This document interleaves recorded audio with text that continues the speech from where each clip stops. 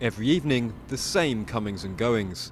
These offices north of St Petersburg are home to a secret production line that never stops. It's been dubbed the factory of trolls. That's because the workers here fill social networks with pro-Kremlin propaganda. There, it's time for the teams to change. The Kremlin trolls working in the day are leaving, and just before, the night teams go in.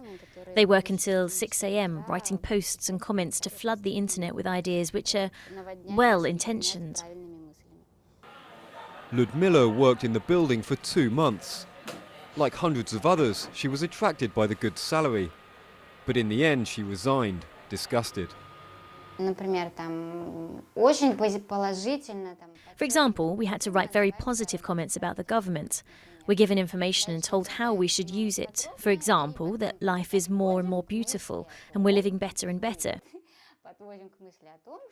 And if it's about the US, we have to do everything to make the reader conclude that people there live badly and that it's not going well.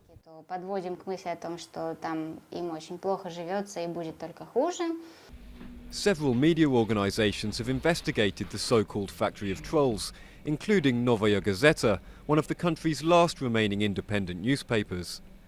It published a list of aliases used by the trolls, hundreds of names, writing thousands of comments each day. The two main heroes the trolls have to comment on are Vladimir Putin and Defense Minister Sergei Shoigu.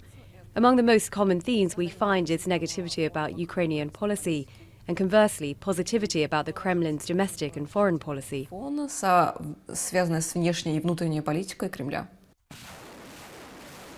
In East Ukraine, the war on the ground has been waged alongside a war of information, and the state-run Russia Today news agency was to have its budget doubled, though the economic crisis stunted that ambition. There's little room for dissenting voices. In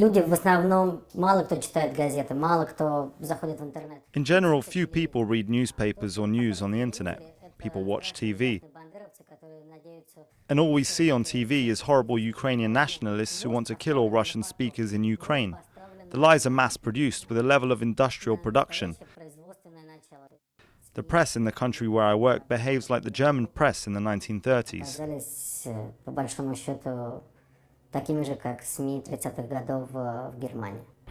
In the propaganda war, sometimes it's best not to ask questions, or to answer them.